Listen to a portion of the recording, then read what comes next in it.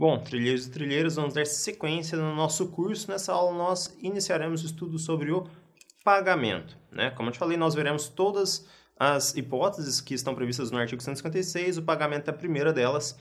É a hipótese que tem a maior regulação pelo CTN, são muitos artigos, você vai ver que nós ficaremos várias aulas aqui tratando só do pagamento. E nós veremos nessa aula algumas peculiaridades acerca do pagamento. Peculiaridades com relação principalmente ao direito civil, né, que também é uma forma de extinção do crédito no direito civil.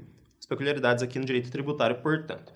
Bom, o artigo 157 do CTN diz o seguinte: a imposição da penalidade não ilide o pagamento integral do crédito tributário. Na verdade, o que ele está dizendo aqui é que o pagamento da multa, quando a multa é imposta, ela é cumulativa ao pagamento do tributo. Então, vamos dizer que a pessoa deve 100, o contribuinte deve 100 de tributo. Ele descumpriu alguma obrigação acessória, tem uma multa de 100%, então mais 100 reais, vamos dizer assim. Então, o valor total que ele tem que pagar é 200. É simplesmente isso. Não é o valor da multa se soma. Ele não substitui nem nada, ele se soma. Então, tranquilo. Na sequência, né? Outra peculiaridade, né? Se nós olharmos para o artigo 322 do Código Civil, ele diz o seguinte: quando o pagamento for em cotas periódicas, a quitação da última cota estabelece até prova em contrário presunção de estarem solvidas todas as demais. Então, imagina que tem lá um parcelamento, são várias cotas periódicas que vão sendo pagas, e aí o devedor ele tem o comprovante da última. Esse comprovante ele serve de uma presunção relativa de pagamento das anteriores. Em direito tributário não é assim. O artigo 158 diz o seguinte, que o pagamento de um crédito não importa em presunção de pagamento, quando parcial, das prestações em que se decomponha. Então, o comprovante de pagamento de uma cota só vai importar em presunção de pagamento daquela cota. Só isso, né? E ainda diz o 158, o pagamento de um crédito não importa em presunção de pagamento quando o total de outros créditos referentes ao mesmo ou outros tributos. Então, é uma disposição bastante óbvia, né? Você pagou um carnê de IPTU, isso só prova que você pagou aquele carnê de IPTU daquele ano, né? Você não pagou outros carnês de IPTU, você não pagou outros tributos. Uma disposição bastante óbvia.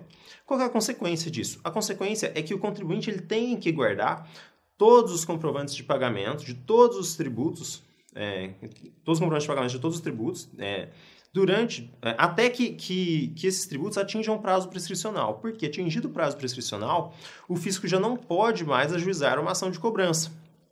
Na realidade, atingido o prazo prescricional, o fisco já não poderia nem cobrar, porque a prescrição é uma das formas de extinção do crédito tributário, aquele crédito deixa de existir. Então, essas disposições, na verdade, elas impõem esse dever ao contribuinte, ok?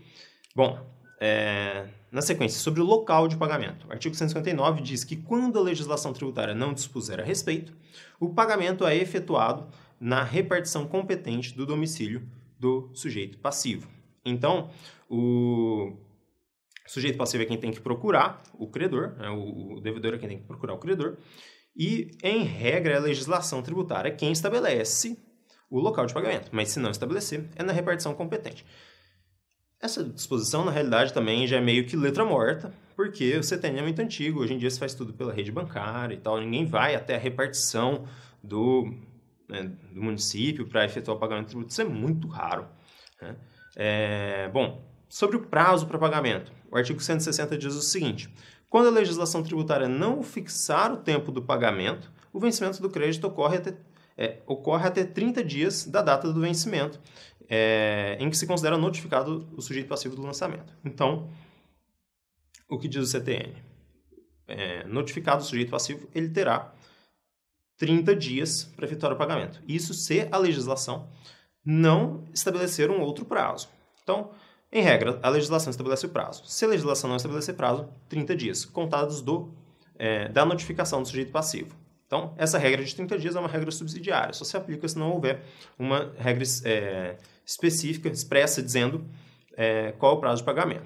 Segunda observação aqui, essa regra, por óbvio, não se aplica aos tributos sujeitos ao lançamento por homologação.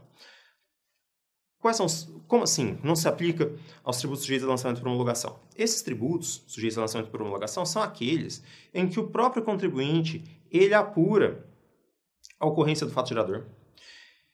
Ele vai olhar para a legislação tributária, ele vai fazer a subsunção do fato à norma, ele vai verificar o quanto ele tem que pagar e ele próprio efetua o pagamento. A homologação pelo fisco, ela vem depois, anos depois, tacitamente. Então, o contribuinte não é notificado para pagamento nos tributos sujeitos a lançamento por homologação, como ICMS, IPI, etc. Então, nesse caso, essa regra dos 30 dias não se aplica. A legislação tributária ela tem que prever expressamente o ocorrido do fato gerador, em tantos dias o contribuinte tem que efetuar o pagamento. Então, isso tem que estar expresso na legislação. Ok? Bom, por fim, o parágrafo único diz o seguinte: a legislação tributária, parágrafo único de 160, a legislação tributária pode conceder desconto pela antecipação do pagamento nas condições que estabeleça. Tá. Então, até aí, você poderia, num primeiro momento, tranquilo, né? A legislação pode estabelecer um desconto se o contribuinte pagar antecipadamente, até um incentivo, né? Porém, veja como o legislador do CTN ele é bastante atécnico.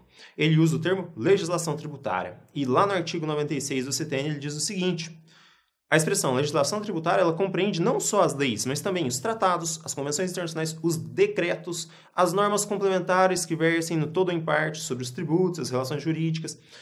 Então veja que até mesmo um decreto poderia estabelecer um desconto.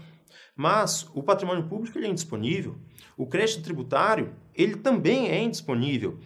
Então, será que é constitucional essa disposição da legislação, essa autorização para que a legislação tributária estabeleça um desconto? Imagina, por meio de um simples decreto, o prefeito estabelece um desconto, o chefe do executivo estabelece um desconto para o pagamento antecipado. Então, a constitucionalidade dessa expressão legislação tributária é bastante questionável.